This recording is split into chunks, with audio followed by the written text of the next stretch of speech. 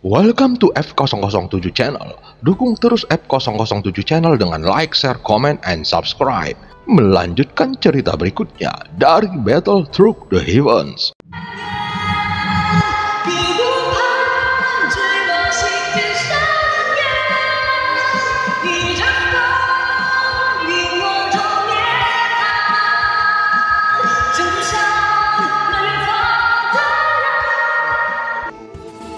Selamat beraktivitas dan terima kasih atas dukungannya selama ini.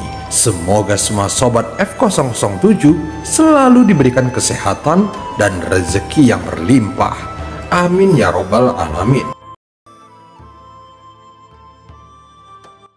Pada part sebelumnya, setelah keluar dari ilusi, Xiaoyan mendapati dirinya ternyata masih berada di luar istana abadi Tianjun, dan di sebelahnya ada 4 orang lainnya. Setelah berpikir sejenak, Xiaoyan segera memasuki istana abadi Tianjun lagi dan menemukan ada meja dengan 2 cangkir teh yang terisi di atasnya. Setelah beberapa saat, muncul pria tua dan Xiaoyan merasakan ada yang aneh. Kemudian dia teringat dengan kata-kata terakhir dari master jahat Shizun. Saat ini, Xiaoyan mundur begitu saja dan langsung keluar dari istana abadi Tianjun. Sementara keempat orang itu sepertinya telah keluar dari ilusi. Mereka pun mencoba memasuki istana abadi Tianjun ini. Namun, mereka masih tetap gagal. Saat melihat sosok Xiaoyan yang keluar dari istana abadi Tianjun, keempat orang itu langsung mengungkapkan ekspresi terkejut. Kemudian terlihat sangat hormat. "Senior, apakah kamu telah mendapatkan warisan pilar Tianjun?" Lantian tidak bisa menahan dirinya untuk tidak bertanya. Dengan kekuatan Xiaoyan, dia merasa bukan hal yang mustahil baginya untuk mendapatkan warisan ini. Tidak, tetapi itu akan segera terjadi.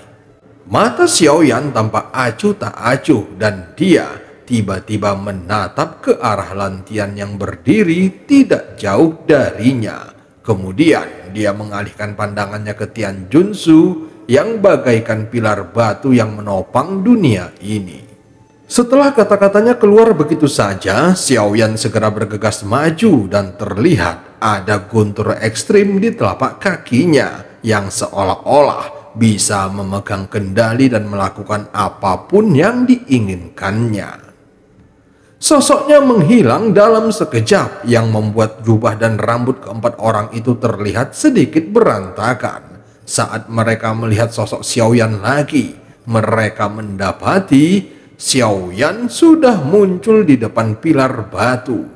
Jika dibandingkan dengan pilar batu besar ini, maka Xiaoyan terlihat sangat kecil. Saat Xiaoyan melihat pilar batu di depannya ini dari kejauhan, dia masih tidak merasakan apapun. Tetapi saat Xiaoyan sudah begitu dekat dengan pilar batu ini, dia merasakan penindasan yang kuat, sehingga membuatnya sulit untuk mendekatinya. Mungkin di dalam istana abadi Tianjun benar-benar memiliki warisan, tetapi Xiaoyan tidak mau membuang waktu untuk hal itu. Meskipun itu adalah harta paling berharga dari klan Qimi, namun satu-satunya cara untuk memperolehnya adalah dengan mendapatkan warisan. Apa yang ingin dilakukannya? Apakah dia ingin mengambil pilar Tianjun secara langsung? Mustahil, harta karun yang luar biasa bisa diambil dengan paksa. Jika itu bisa berhasil, aku khawatir itu telah lama didapatkan oleh keabadian para dewa lainnya. Mata keempat orang itu secara alami tertuju pada Xiaoyan. Saat Lantian melihatnya, dia sedikit mengernyit. "Bukankah kalian sudah pernah melihat pertarungannya sebelumnya? Tubuh fisik seperti itu belum pernah muncul sebelumnya. Aku khawatir ukuran tubuhnya bisa lebih besar lagi. Itu juga tidak hanya besar, namun memiliki kekuatan yang menakutkan. Aku menduga dia adalah dewa asli yang legendaris." Lantian segera menjelaskan analisanya, sehingga mereka bertiga langsung mendesis dingin. Setelah mendengar kata-katanya, mereka langsung mengingat pertarungan Xiaoyan sebelumnya. Adegan kemunculan tubuh raksasa yang kuat dan kokoh langsung melintas di benak mereka. Pada kasus ini, aku hanya tidak menduga klan dewa asli masih ada dan muncul di sini untuk pertama kalinya.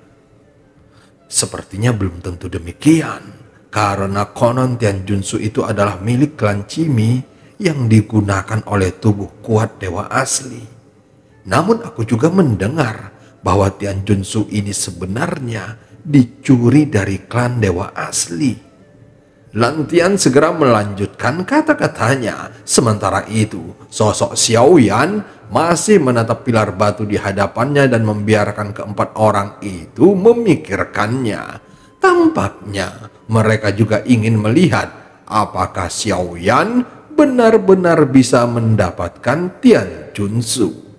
Pada saat ini di luar pilar cahaya, ada sekelompok sosok yang mengenakan armor dewa palsu muncul di dunia besar. Di dalam perjalanannya, mereka bertindak dengan sangat mendominasi dan siapapun yang berani memprovokasi, maka akan dimusnahkan tanpa terkecuali. Secara alami, tirai tipis yang menjulang ke langit sangat mencolok, sehingga setelah mencari ke beberapa lokasi dan tidak berhasil menemukan Xiaoyan, tatapan dari sosok-sosok ini langsung terkunci pada tirai tipis itu.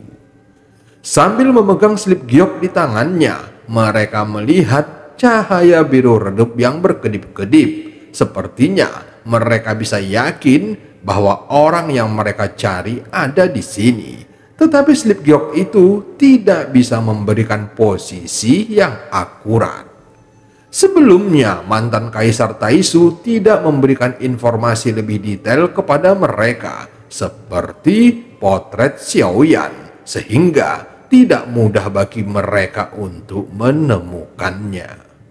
Mantan Kaisar meminta kita untuk menemukan lokasi orang ini. Beritahu saja mantan Kaisar bahwa kita sedang mencarinya dan cahaya dari slip batu giok selalu sama. Itu artinya kita masih agak jauh dari orang ini. Dia mungkin berada di dalam tirai tipis itu.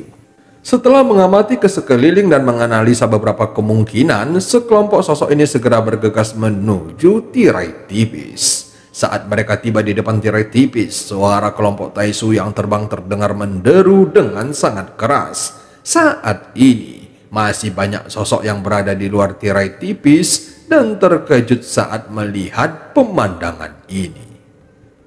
Mereka semua segera mundur dengan hati-hati, terlebih lagi saat melihat sosok-sosok ini mengenakan armor dewa palsu dan setiap penampilannya tampak sama. Bagaimanapun, dari banyaknya orang yang ada di sini, masih ada yang mengenali ciri-ciri pasukan Taisu ini, sehingga tidak ada yang berani mendekati mereka. Ada fluktuasi kuat di sini. Aku khawatir kita tidak bisa masuk dengan mudah. Setelah di antara mereka ada yang selesai berbicara, seorang prajurit Taisu langsung bergerak keluar menuju tirai cahaya. Segera terdengar suara ledakan yang bergema di udara. Di bawah pengawasan orang-orang di sekitarnya, sosok prajurit Taisu yang langsung melesat ditembak mundur ke belakang. Namun dorongan yang kuat itu tampaknya dapat diatasi dengan cepat olehnya. Setelah prajurit Taisu ini menstabilkan sosoknya, terlihat jelas dia tidak terluka sedikit pun. Ini hanyalah ruang ujian.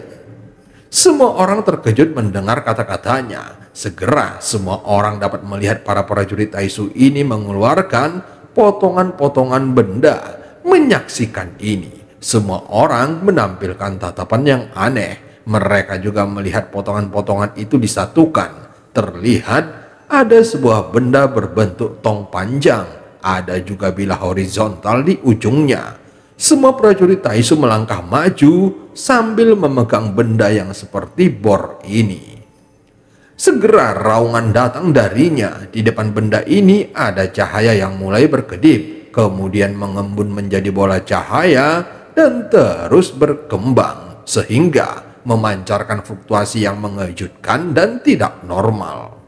Setelah hampir sebatang dupa, bola cahaya telah berubah dari putih menjadi merah, kemudian langsung berubah menjadi seberkas cahaya dan secara mengejutkan meledak ke arah tirai cahaya tipis.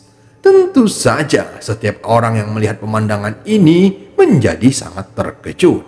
Aku baru mengerti, ternyata orang-orang berarmor hitam ini ingin merobek tirai tipis itu.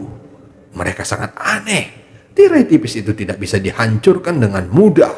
Dikatakan bahkan keabadian para dewa pun tidak dapat menerobosnya. Beberapa sosok yang tidak mengenali pasukan Taisu ini langsung mencibir, namun mereka masih penasaran dengan adegan selanjutnya. Di bawah serangan pemboman pertama, tirai cahaya tipis hanya bergetar, namun tidak ada tanda-tanda retakan. Sepertinya mereka tidak menyerah dan terus memadatkan bola cahaya merah, kemudian terus membombardirnya.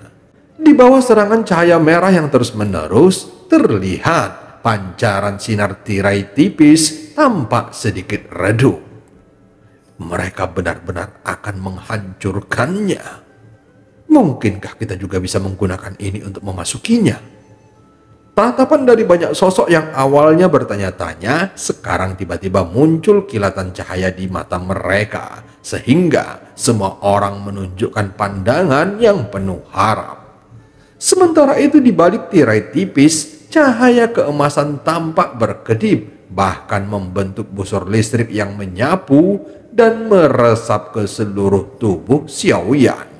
Tanda bintang 9 juga berkelap-kelip di antara alisnya. Di antara guntur ini, tubuh Xiaoyan langsung melebar hingga beberapa ribu kaki. Setelah bertransformasi menjadi tubuh dewa asli, pilar Tianjun di depan Xiaoyan tampak lebih kecil.